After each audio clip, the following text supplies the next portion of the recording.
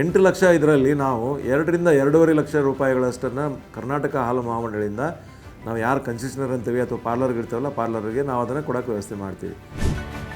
ಇದು cash and carry ನಮ್ಮದು. ಅಂದರೆ ಈಗ ನಿಮಗೆ ಏನಾದರೂ ಪ್ರಾಡಕ್ಟ್ ಬೇಕಾದರೆ ನೀವು ದುಡ್ಡು ಹಾಕಬೇಕು, ಪ್ರಾಡಕ್ಟ್ ತೊಗೊಳ್ಬೇಕು. ನಮ್ಮದು ಕ್ರೆಡಿಟ್ ಕೊಡೋ ಅಥವಾ ಉದ್ರಿ ಕೊಡುವಂಥ ಒಂದು ಯಾವುದೂ ಪ್ರಸ್ತಾವನೆ ಇಲ್ಲ. ಹೆಚ್ಚು ಕಡಿಮೆ ಒಂದು 8-9 ಲಕ್ಷ ರೂಪಾಯಿದಷ್ಟು ಇನಿಷಿಯಲಿ ನಿಮಗೆ ಇನ್ವೆಸ್ಟ್ಮೆಂಟ್ ಮಾಡಿದರೆ ಪ್ರತಿನಿತ್ಯ ನೀವು 25,000-30,000 ಸಾವಿರದಷ್ಟು ವ್ಯಾಪಾರ ಮಾಡ್ಬೋದಾಗಿದೆ. ನಮಗೆ ಸ್ಟಾಕ್ ತರಿಸ್ಕೋಬೇಕು ಅಂತಂದರೆ ಈಗ 10,000 ಏನು ಡೆಪಾಸಿಟ್ ಇಟ್ಕೊಂಡಿದ್ದೆ ಅದಕ್ಕೆ ಸ್ಟಾಕ್ ಕೊಡ್ತಾರೆ ನಮ್ಗೆ ಅವ್ರು ಇನ್ನೆಂಟು ಕೊಟ್ಟರೆ. ಆ ಇನ್ನೆಂಟು ಸ್ಟಾಕ್ನ ಅವ ಸಂಜೆಗೆ ನಾವು ಡೈರಿಗೆ ರಿಟರ್ನ್ ಕಟ್ಟಬೇಕು. ಅದ್ರದ್ದು ಏನು ಕಲೆಕ್ಷನ್ ಮಾಡೋ ಕಟ್ಟಿದ್ರೆ ಮಾತ್ರ ಮಾರನೆಗೆ ನಮಗೆ ಇನ್ನೆಂಟು ತಗೊಳ್ಳೋದು. ಹಾಯ್ ಹಲೋ ನಮಸ್ಕಾರ, welcome to freedom business Kannada YouTube channel. ನಾನು ಚೈತ್ರ. ಸ್ನೇಹಿತರೆ, ನಮಗೆ ದಿನ ಬೆಳಗಾದ್ರೆ ಕಾಫಿನೋ, ಟೀನೋ, ಹಾರ್ಲಿಕ್ಸೋ, ಬೂಸ್ಟೋ ಬೇಕೇ ಬೇಕಾಗತ್ತೆ. ಸೊ ಅದರಲ್ಲೂ ಕೂಡ ನಾನಿವತ್ತು ಮಾತನಾಡ್ತಿರುವಂಥದ್ದು ಹಾಲಿನ ಬಗ್ಗೆ. ಅಂದ್ರೆ ಯಾವತ್ತಿಗೂ ಕೂಡ ಡಿಮಾಂಡ್ ಕಡಿಮೆ ಆಗದಂತ ಬಿಸ್ನೆಸ್ ಅಂತಂದ್ರೆ ಅದು ನಂದಿನಿ ಹಾಲಿನ ಬಿಸ್ನೆಸ್. ಸೊ ನಮ್ಮ ಕರ್ನಾಟಕದ ಹೆಮ್ಮೆಯ ನಂದಿನಿ ಔಟ್ಲೆಟ್ ಮೂಲಕ ಪ್ಯಾಕ್ ಆಗಿ ಮನೆ ಮನೆಗೂ ಕೂಡ ನಂದಿನಿ ಹಾಲು ಸಪ್ಲೈ ಆಗುತ್ತೆ. ಸೊ ಎಲ್ರಿಗೂ ಕೂಡ ಒಂದಿರುತ್ತೆ, ನಂದಿನಿ ಬೂತ್ ಬಿಸ್ನೆಸ್ ಅನ್ನ ನಾನು ಹೇಗೆ ಶುರು ಮಾಡೋದು, ಇದ್ರಲ್ಲಿ ಮಾಡಿದ್ರೆ ಪ್ರಾಫಿಟ್ ಇದೆಯಾ ಅನ್ನುವಂಥದ್ದು. ಪಕ್ಕಾ ಪ್ರಾಫಿಟ್ ಇದೆ. ಯಾಕಂತಂದ್ರೆ ಇದಕ್ಕೆ ಯಾವತ್ತಿಗೂ ಕೂಡ ನಿಮ್ಗೆ ಡಿಮಾಂಡ್ ಕಡಿಮೆ ಆಗಲ್ಲ. ಹಾಗಾದ್ರೆ ನಂದಿನಿ ಬೂತ್ ಬಿಸ್ನೆಸ್ ಅನ್ನ ಶುರು ಮಾಡ್ತೀವಿ ಅಂತಂದ್ರೆ ಬಂಡವಾಳ ಎಷ್ಟು ಬೇಕಾಗುತ್ತೆ, ಹೇಗೆ ಶುರು ಮಾಡಬೇಕು ಅನ್ನೋದ್ರ ಬಗ್ಗೆ ಇವತ್ತು ಸಾಕಷ್ಟು ಮಾಹಿತಿಯನ್ನ ನಾನು ತಿಳಿಸ್ಕೊಡ್ತೀನಿ. ನಂದಿನಿ ಬೂತ್ ಬಿಸ್ನೆಸ್ ಅಲ್ಲಿ ಸಕ್ಸಸ್ ಆಗಿರುವಂತ ಸಾಕಷ್ಟು ಉದ್ಯಮಿಗಳು ಇವತ್ತು ನಿಮ್ಗೆ ಮಾಹಿತಿಯನ್ನ ಕೊಡ್ತಾರೆ. ಸೊ ಹಾಗಾಗಿ ಈ ವಿಡಿಯೋವನ್ನ ಮಿಸ್ ಮಾಡದೆ ಕೊನೆ ತನಕ ನೋಡಿ. ಸೊ ನಂದಿನಿ ಬೂತ್ ಬಿಸ್ನೆಸ್ ಅನ್ನ ಶುರು ಮಾಡಿ ಹೇಗೆ ಲಕ್ಷ ಮಾಡಬಹುದು ಅನ್ನುವಂತ ಸೀಕ್ರೆಟ್ ಇವತ್ತು ನಿಮ್ಗೆ ಗೊತ್ತಾಗುತ್ತೆ. ಸಾಮಾನ್ಯವಾಗಿ ಒಂದು ಪಾರ್ಲರ್ ಅಥವಾ ಏನಂತ ಕರಿತೀವಲ್ಲ, ನಂದಿನಿ ಪಾರ್ಲರ್ ಅಥವಾ ನಂದಿನಿ ಬೂತ್ ನಮಗೆ ಮಾಡಬೇಕಾದ್ರೆ ಕನಿಷ್ಠ ಪಕ್ಷ 8x8 ಒಂದು ಸ್ಥಳ ಬೇಕಾಗ್ತದೆ. ಅಥವಾ 10x10 ಇದ್ದರೆ ಒಳ್ಳೆಯದು ಮೀಡಿಯಮ್ ಆಗಿ, ಅಥವಾ 10x60 10x15 ಇದ್ದರೆ ಇನ್ನೂ ಒಂದು ಸ್ವಲ್ಪ ಒಳ್ಳೆಯದು. ಸೊ ಇಷ್ಟರ ಮಟ್ಟಿಗೆ ನಮಗೆ ಜಾಗ ಬೇಕಾಗತ್ತೆ. ಈ ವಿಶೇಷವಾಗಿ ಇದರಲ್ಲಿ ಒಂದು ಬೂತನ್ನು ಇನ್ಫ್ರಾಸ್ಟ್ರಕ್ಚರ್ ಅಂತ ನಾವು ತಗೊಂಡಾಗ ಒಂದು ಮೇನ್ ಪಾರ್ಲರ್ ಸ್ಟ್ರಕ್ಚರ್ ಅಂತ ಬರುತ್ತೆ.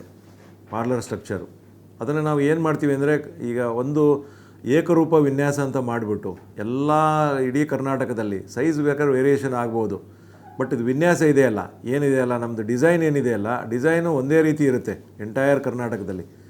ಸೊ ಪಾರ್ಲರ್ ಸ್ಟ್ರಕ್ಚರ್ ಇದೆಯಲ್ಲ, ಅದಕ್ಕೆ ನಮಗೆ ಅರೌಂಡ್ 4-4.25 ಲಕ್ಷ ರೂಪಾಯಿ ಅದು ಅದಕ್ಕೆ ಬೇಕಾಗುತ್ತೆ ಪಾರ್ಲರ್ ಸ್ಟ್ರಕ್ಚರ್ ಹಾಕ್ಕೊಳ್ಳೋದಕ್ಕೆ. ಅದರ ಜೊತೆಗೆ ನಾವು ತಮಗೆ ಗೊತ್ತಿರೋ ಹಾಗೆ ಹಾಲು ಮತ್ತು ಈಗ ಹಾಲಿನ ಉತ್ಪನ್ನಗಳನ್ನು ಸಂಗ್ರಹಿಸಿಟ್ಕೊಳ್ಬೇಕಂದ್ರೆ ಬಾಟ್ಲ್ ಕೂಲರ್ ಬೇಕಾಗುತ್ತೆ, ಫ್ರೀಜರ್ ಬೇಕಾಗುತ್ತೆ, ವಿಜಿ ಕೂಲರ್ ಬೇಕಾಗುತ್ತೆ. ಇವನು ಮೂರನ್ನೂ ನಾವು ಮಾಡಬೇಕಾದ್ರೆ ಹೆಚ್ಚು ಕಡಿಮೆ ಅದರಿಂದ 80-1 ಲಕ್ಷ ರೂಪಾಯಿಯಷ್ಟು ಅಲ್ಲಿ ಇನ್ವೆಸ್ಟ್ಮೆಂಟ್ ಇದೆ. ಆಮೇಲೆ ಅದ್ರ ಜೊತೆಗೆ ಏನಾಗ್ತಿದೆ ಅಂದರೆ ಈ ಬ್ರ್ಯಾಂಡಿಂಗ್ ಮಾಡಿಸ್ಬೇಕು. ಈಗ ಬ್ರ್ಯಾಂಡಿಂಗು ಅಂದರೆ ಮೇಲ್ಗಡೆ ಗ್ಲೋ ಸೈನ್ ಬೋರ್ಡ್ ಹಾಕಬೇಕು, ಒಳಗಡೆ ಪೇಂಟಿಂಗ್ ಮಾಡಿಸ್ಬೇಕು ಬ್ರ್ಯಾಂಡಿಂಗ್ ಮಾಡಿಸೋದಕ್ಕೆ. ಅದಕ್ಕೆ ಹೆಚ್ಚು ಕಡಿಮೆಯಾಗಿ ಅದಕ್ಕೂ 1-1.5 ಲಕ್ಷ ರೂಪಾಯಿಯಷ್ಟು ಅದಕ್ಕೆ ಖರ್ಚು ಬರುತ್ತೆ. ಸೊ ಅದ್ರ ಜೊತೆಗೆ ಏನಾಗುತ್ತೆ ಅಂದರೆ ಒಂದು 50,000 ನಾವು ಅದನ್ನು ಸೆಕ್ಯೂರಿಟಿ ಡಿಪಾಸಿಟ್ ಅಂತ ತೊಗೊಳ್ತೀವಿ. 50,000 ಅದನ್ನು ಯಾವತ್ತು ಪಾರ್ಲರ್ ಬೇಡ ಅಂತಾರೆ ಅದನ್ನು ವಾಪಸ್ ಕೊಡುವಂಥ ಅದು ರಿಟರ್ನೇಬಲ್ ಸೆಕ್ಯೂರಿಟಿ ಡಿಪಾಸಿಟ್ ಅಂತ. ಸೊ 4.25 ಲಕ್ಷ ಪ್ಲಸ್ 1.5 ಹೆಚ್ಚು ಕಡಿಮೆ 7.5-8 ಲಕ್ಷ ರೂಪಾಯಿದಷ್ಟು ಅದಕ್ಕೆ ಇನ್ವೆಸ್ಟ್ಮೆಂಟ್ ಆಗುತ್ತೆ. 7ರಿಂದ ಅದರಲ್ಲಿ ನಾವು ಕರ್ನಾಟಕ ಹಾಲು ಮಹಾಮಂಡಳಿಯಿಂದ ಏನು ಮಾಡ್ತೀವಿ ಅಂದರೆ, ಈ ಫ್ರೀಜರ್ಸ್ ಇದೆಯಲ್ಲ, ಫ್ರೀಜರ್ಸ್ ಇರ್ಬೋದು, ಬಾಟ್ಲ್ ಕೂಲರ್ ಇರ್ಬೋದು, ವಿಜಿ ಕೂಲರ್ ಇರ್ಬೋದು, ಈ ಬ್ರ್ಯಾಂಡಿಂಗಿಗೆ ಪೂರ್ಣ ಪ್ರಮಾಣದ ಮೊತ್ತವನ್ನು ನಾವೇ ಹಾಕ್ತೀವಿ. ಹೆಚ್ಚು ಕಡಿಮೆ 1-1.5 ಲಕ್ಷ ಆಗುತ್ತೆ. ಈ ಬಾಟ್ಲ್ ಕೂಲರ್ಸು, ಫ್ರೀಜರ್ಸು ಮತ್ತು ವಿಜಿ ಕೂಲರ್ಸ್ ಇದೆಯಲ್ಲ, ಅದಕ್ಕೆ 50% ನಾವು ಅದನ್ನು ಕನ್ಸೆಷನ್ ಕೊಡ್ತೀವಿ. ಅದು ಹೆಚ್ಚು ಕಡಿಮೆ 1-1.5 ಲಕ್ಷದಷ್ಟು 1 ಲಕ್ಷ ರೂಪಾಯಿದಷ್ಟು ಖರ್ಚಾಗುತ್ತೆ. 8 ಲಕ್ಷ ಇದರಲ್ಲಿ ನಾವು 2-2.5 ಲಕ್ಷ ರೂಪಾಯಿಗಳಷ್ಟನ್ನು ಕರ್ನಾಟಕ ಹಾಲು ಮಹಾಮಂಡಳಿಯಿಂದ ನಾವು ಯಾರು ಕನ್ಸಿಷನರ್ ಅಂತೀವಿ ಅಥವಾ ಪಾರ್ಲರ್ಗೆ ಇರ್ತೀವಲ್ಲ ಪಾರ್ಲರ್ಗೆ ನಾವು ಅದನ್ನು ಕೊಡೋಕ್ಕೆ ವ್ಯವಸ್ಥೆ ಮಾಡ್ತೀವಿ. ಆಮೇಲೆ ನಮ್ಮಲ್ಲಿ ಯಾವುದೇ ರೀತಿಯಿಂದ ಈಗ ಸಾಲ ಕೊಡಿಸೋದಕ್ಕೆ ಅಥವಾ ಸಾಲದ ರೂಪದಲ್ಲಿ ನಾವು ಎಕ್ಸ್ಟೆಂಡ್ ಮಾಡೋದಕ್ಕೆ ನಮ್ಮಲ್ಲಿ ಯಾವುದೇ ಅವಕಾಶ ಇಲ್ಲ. ಸೊ ಇದ್ರ ಜೊತೆಗೆ ಏನಾಗ್ತದೆ, ಇನ್ನೊಂದು ಈಗ ನಾವು ಹೇಳಿದ್ವಲ್ಲ ಆಸಕ್ತಿ ಇರಬೇಕು ಅಂತ ಹೇಳಿದ್ವಲ್ಲ ಪಾರ್ಲರ್ ಓಪನ್ ಮಾಡೋದಕ್ಕೆ, ಅವನಿಗೆ ಸ್ವಲ್ಪ ಪ್ರಮಾಣದಲ್ಲಿ ಇನಿಷಿಯಲಿ ದುಡ್ಡು ಹಾಕೋದಕ್ಕೂ ಒಂದು ಸ್ವಲ್ಪ ಸದೃಢನಾಗಿರಬೇಕು, ಅಂದರೆ ಕೆಪಾಸಿಟಿ ಇರಬೇಕು. ಏನಾಗುತ್ತೆ, ಈ ಪಾರ್ಲರ್ ಓಪನ್ ಮಾಡಿದ ತಕ್ಷಣ ಎಲ್ಲ ಉತ್ಪನ್ನಗಳನ್ನು ತೊಗೊಳ್ಬೇಕು. ನಮ್ಮಲ್ಲಿ ಏನಿದೆ ಅಂದರೆ ಇದು ಕ್ಯಾಶ್ ಆ್ಯಂಡ್ ಕ್ಯಾರಿ ನಮ್ಮದು. ಅಂದರೆ ಈಗ ನಿಮಗೆ ಏನಾದರೂ ಪ್ರಾಡಕ್ಟ್ ಬೇಕಾದರೆ ನೀವು ದುಡ್ಡು ಹಾಕಬೇಕು, ಪ್ರಾಡಕ್ಟ್ ತೊಗೊಳ್ಬೇಕು. ನಮ್ಮದು ಕ್ರೆಡಿಟ್ ಕೊಡೋ ಅಥವಾ ಉದ್ರಿ ಕೊಡುವಂಥ ಒಂದು ಯಾವುದೂ ಪ್ರಸ್ತಾವನೆ ಇಲ್ಲ. ಸೊ 1.5-2 ಲಕ್ಷ ರೂಪಾಯಿದಷ್ಟು ಬಂಡವಾಳ, ಅಂದರೆ ಉತ್ಪನ್ನಗಳನ್ನು ಸಂಗ್ರಹಿಸಿಟ್ಕೊಳ್ಳೋದಕ್ಕೆ ಬಂಡವಾಳ ಹಾಕಬೇಕಾಗತ್ತೆ. ಹೆಚ್ಚು ಕಡಿಮೆ ಒಂದು 8-9 ಲಕ್ಷ ರೂಪಾಯಿದಷ್ಟು ಇನಿಷಿಯಲಿ ನಿಮಗೆ ಇನ್ವೆಸ್ಟ್ಮೆಂಟ್ ಮಾಡಿದರೆ ಪ್ರತಿನಿತ್ಯ ನೀವು 25,000-30,000 ವ್ಯಾಪಾರ ಮಾಡ್ಬೋದಾಗಿದೆ. ಸೊ ಒಂದು ಬಿಸ್ನೆಸ್ ಅನ್ನ ಶುರು ಮಾಡ್ತೀವಿ ಅಂತಂದ್ರೆ ಅದ್ರ ಬಗ್ಗೆ ಸಂಪೂರ್ಣ ನಾಲೆಜ್ ನಿಮಗೆ ಇರಬೇಕಾಗತ್ತೆ. ಸೊ ಸ್ಥಳದ ಆಯ್ಕೆ ಆಗಿರ್ಬೋದು, ಬಂಡವಾಳ ಆಗಿರ್ಬೋದು, ಮಾರ್ಕೆಟಿಂಗ್ ಆಗಿರ್ಬೋದು, ಸೊ ಪ್ರಾಡಕ್ಟ್ಸ್ ಅನ್ನ ಎಲ್ಲಿಂದ ತರಬೇಕು, ಹೇಗೆ ತರಬೇಕು, ಡೀಲರ್ಶಿಪ್ ಆಗಿರ್ಬೋದು, ಪರ್ಮಿಷನ್ ಆಗಿರ್ಬೋದು, ಒಂದು ಅಂಗಡಿ ಸೆಟಪ್ ಅಂತ ಬಂದಾಗ ಹೇಗಿರಬೇಕು, ಇವೆಲ್ಲದರ ಬಗ್ಗೆ ಮಾಹಿತಿ ಬೇಕು ಅಂತಂದ್ರೆ ಈಗಲೇ ಫ್ರೀಡಮ್ ಆ್ಯಪ್ ಅನ್ನ ಡೌನ್ಲೋಡ್ ಮಾಡಿ ನಂದಿನಿ ಬೂತ್ ಸೆಟಪ್ ಬಗ್ಗೆ ಸುಮಾರು 2 ಗಂಟೆ 45 ನಿಮಿಷದ ಸಂಪೂರ್ಣ ಕೋರ್ಸ್ ಇದೆ. ಇಲ್ಲಿ ನಿಮಗೆ A to Z ಮಾಹಿತಿ ಸಿಗುತ್ತೆ. ಸೊ ನೀವು ಕೂಡ ನಂದಿನಿ ಹಾಲಿನ ಬಿಸ್ನೆಸ್ ಅನ್ನ ಆರಾಮಾಗಿ ಶುರು ಮಾಡಬಹುದು. ನಂದಿನಿ ಪಾರ್ಲರ್ ಮಾಡಬೇಕು ಅಂದರೆ ಒಂದು ಚಿಕ್ಕದಾಗಿ ಪ್ರಾರಂಭ ಮಾಡಬೇಕು ಅಂದರೆ ಸ್ಟಾರ್ಟಿಂಗು ಒಂದು ಅಂಗಡಿ ಮಳಿಗೆ ಅಂತಂದಮೇಲೆ ಒಂದು 50,000 ಅಡ್ವಾನ್ಸ್ ಇರುತ್ತೆ. ನಾವು ಸ್ಟಾರ್ಟಿಂಗ್ ಮಾಡಿದ್ದು ಒಂದು 50,000 ಅಡ್ವಾನ್ಸು, 5,000 ಬಾಡಿಗೆ. ಅದಾದ ನಂತರ ಲೈಸೆನ್ಸ್ ತಗೊಳಕ್ಕೆ 10,000 ಫೀಸು. ನಂತರ ನೆಕ್ಸ್ಟು ಡೈರಿಯಿಂದ ಫ್ರೀಜರ್ ಕೊಡ್ತಾರೆ, 50% ಡಿಸ್ಕೌಂಟಲ್ಲಿ ಕೊಡ್ತಾರೆ. 25,000 ಫ್ರೀಜರ್ ಇದ್ದರೆ 12,500 ಫ್ರೀಜರ್ ಕ್ಯಾಶ್ ಕಟ್ಟಬೇಕು ನಾವು. ಅದೊಂದು 12,500. 50,000 ಒಂದು 10,000 ಒಂದು 12,500. ಅದಾದ ನಂತರ ನಾವೊಂದು ಫ್ರೀಜರ್ ತಗೋಬೇಕು. ಡೈರಿಯಿಂದ ಹಾಲು ಮಾರೋಕ್ಕೆ ಒಂದು ಕೊಡ್ತಾರೆ, ಬೇರೆ ಐಸ್ ಕ್ರೀಮ್ ಮಾರೋಕ್ಕೆ ನಾವೇ ಫ್ರೀಜರ್ ತಗೊಳ್ಬೇಕು. ಅದೊಂದು ಫ್ರೀಜರ್ ನಾವೊಂದು 25,000 ಆಗುತ್ತೆ. ಅದು ತಗೋಬೇಕು. ಒಂದು ಕ್ಯಾಶ್ ಟೇಬಲು ಮತ್ತು ಸ್ಟಿಕ್ಕರ್ ಏನೋ ಬೋರ್ಡ್ಗಳು ನಂದಿನಿ ಬೋರ್ಡ್ ಕೊಡ್ತಾರೆ ಅಷ್ಟೇ, ಸ್ಟಿಕ್ಕರ್ ಮಾಡಿಸ್ಬೇಕು. ಲೈಟಿಂಗ್ ವ್ಯವಸ್ಥೆ ಎಲ್ಲ ಮಾಡಿಸ್ಕೋಬೇಕು. ಅದರೊಂದು 40,000 ಖರ್ಚಾಗುತ್ತೆ.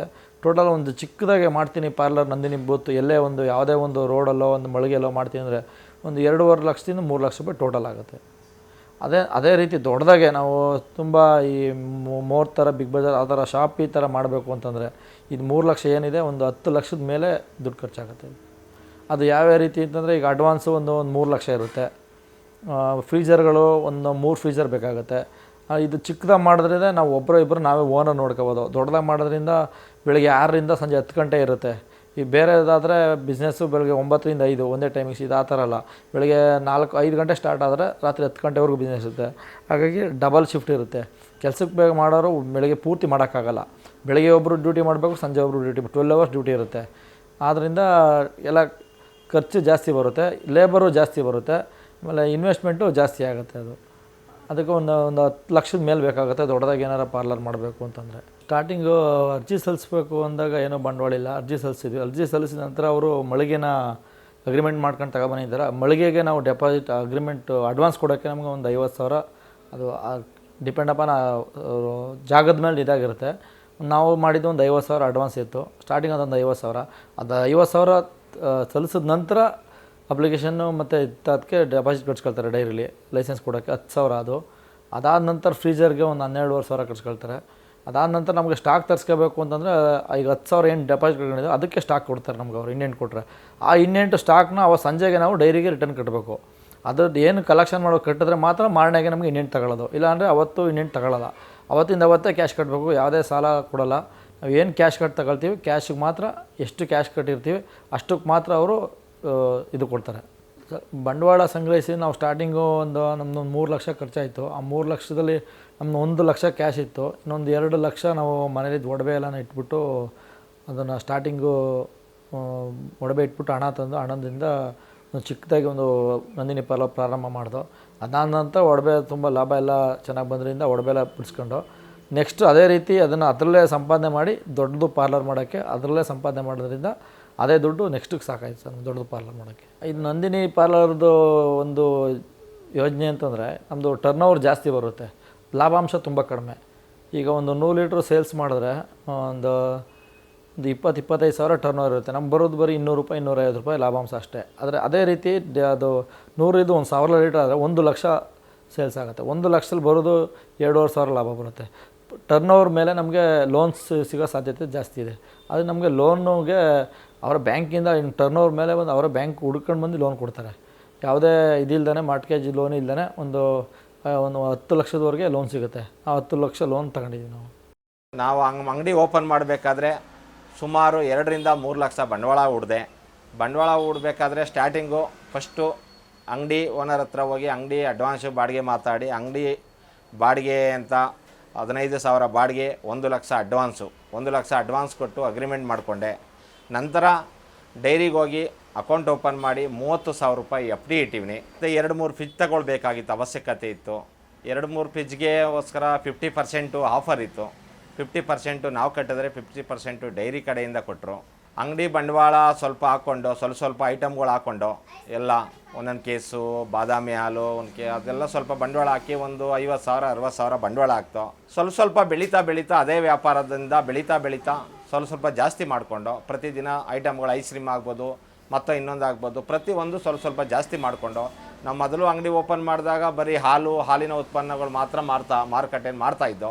ಸ್ವಲ್ಪ ದಿನ ಆದ ನಂತರ ಆ ನಂದಿನಿ ಬಿಸ್ಕೆಟು, ನಂದಿನಿ ಪ್ರಾಡಕ್ಟ್ಗಳು, ಬೆಣ್ಣೆ, ತುಪ್ಪ, ಕೋವಾ, ಲಸಿ, ಬಾದಾಮಿ ಹಾಲು ಪ್ರಾಡಕ್ಟ್ಗಳೆಲ್ಲ ಸ್ವಲ್ಪ ಬಂಡವಾಳ ಮಾಡಿಕೊಂಡು ಅದೇ ವ್ಯಾಪಾರದಲ್ಲಿ ನಾವು ಬಂಡವಾಳ ಸ್ವಲ್ಪ ಬಂಡವಾಳ ಕೂಡಿಟ್ಕೊಂಡು ಸ್ವಲ್ಪ ಐಟಮ್ಗಳು ಜಾಸ್ತಿ ಮಾಡಿಕೊಂಡು 2 ಲಕ್ಷದಿಂದ ನಾವು ಇವಾಗ 8 ರಿಂದ 9 ಲಕ್ಷ ಬಂಡವಾಳ ಹೂಡಿವಿ ಅಂಗಡಿಗೆ.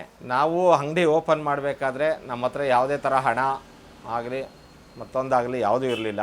ನಮ್ಮ ಒಡವೆ ಇತ್ತು, ಸ್ವಲ್ಪ ಒಡವೆ ಮಾರಿ ಸ್ವಲ್ಪ ಬಡ್ಡಿ ವ್ಯವಹಾರ ಮಾಡಿಕೊಂಡು ಡೈಲಿ ಕಟ್ಟೋದು ಫೈನಾನ್ಸ್ ಮಾಡಿಕೊಂಡು ಬಂಡವಾಳ ಹಾಕ್ತೆ. ನನ್ನ ಹತ್ರ ಯಾವುದೇ ಬಂಡವಾಳ ಹಾಕಿರಲಿಲ್ಲ. ಯಾರು ಬ್ಯಾಂಕಿಗೆ ಹೋದಾಗ ನಾವು ಬ್ಯಾಂಕ್ಗೆ ಸಹಾಯಕ್ಕೆ ಅಂತ ಹೋದಾಗ ಸಾಲಕ್ಕೆ ಹೋದಾಗ ನಮಗೆ ಬ್ಯಾಂಕಲ್ಲಿ ಕೊಟ್ಟಿಲ್ಲ. ಯಾಕೆಂದರೆ ನಮ್ಮ ಹತ್ರ ಯಾವುದೂ ಆಧಾರ ಇರಲಿಲ್ಲ. ತಿಂಗಳಾರ್ಗಟ್ಟಲೆ ಕಳಿತಿದ್ದಂಗೆ ವ್ಯಾಪಾರ ಮಾಡಿ ಸ್ವಲ್ಪ ಒಬ್ಬೊಬ್ಬರಿಗೆ ಕೊಟ್ಟು ಕ್ಲಿಯರ್ ಮಾಡಿಸ್ಕೊಂಬಂದು ಒಡವೆ ಬಿಡಿಸ್ಕೊಂಡೆ, ಬಡ್ಡಿ ಸಾಲ ತೀರಿಸ್ದೆ, ಫೈನಾನ್ಸು ಡೈಲಿ ಕಟ್ಕೊಂಡು 6 ತಿಂಗಳು ವರ್ಷ ಫೈನಾನ್ಸ್ ಕಟ್ತೆ. ಥರ ಮಾಡಿ ಬಂಡವಾಳ ಹೂಡಿಕೆ ಮಾಡಿಕೊಂಡೆ ನಾನು. ಇವಾಗೆಲ್ಲ ಬ್ಯಾಂಕ್ ಅವರು ಕೊಡ್ತೀವಿ ಅಂತಾರೆ, ನಮ್ಮ ಟ್ರಾನ್ಸಾಕ್ಷನ್ ನೋಡಿ ಅಲ್ಲಿ ಈ ಅಕೌಂಟು ಕರೆಂಟ್ ಅಕೌಂಟ್ ಇದೆ, ಟ್ರಾನ್ಸಾಕ್ಷನ್ಗಳು ನೋಡ್ತಾರೆ. ನಾವು ಡೈಲಿ ಹಾಲು ಮಾರಾಟ ಮಾಡೋದು, ಉತ್ಪನ್ನಗಳೆಲ್ಲ ಮಾರಾಟ ಮಾಡೋದು ಟ್ರಾನ್ಸಾಕ್ಷನ್ ಇದೆ ಬ್ಯಾಂಕಲ್ಲಿ. ಇವಾಗ ನಮಗೆ ಬ್ಯಾಂಕಲ್ಲಿ ಸಾಲ ಮತ್ತು ಲೋನು ಕೊಡ್ತೀವಿ ಬನ್ನಿ ಅಂತ ಹೇಳ್ತಾರೆ. ಸೊ ಈ ವಿಡಿಯೋ ಯೂಸ್ಫುಲ್ ಆಗಿರುತ್ತೆ ಅಂತ ಅನ್ಕೊಳ್ತೀನಿ. ಮುಂದಿನ ವಿಡಿಯೋದಲ್ಲಿ ಮತ್ತಷ್ಟು ಬಿಸ್ನೆಸ್ ಐಡಿಯಾ ಜೊತೆ ನಾನು ನಿಮ್ಮ ಮುಂದೆ ಹಾಜರಿರ್ತೀನಿ. ಅಲ್ಲಿವರೆಗೂ ಟಾಟಾ ಬೈ ಬಾಯ್.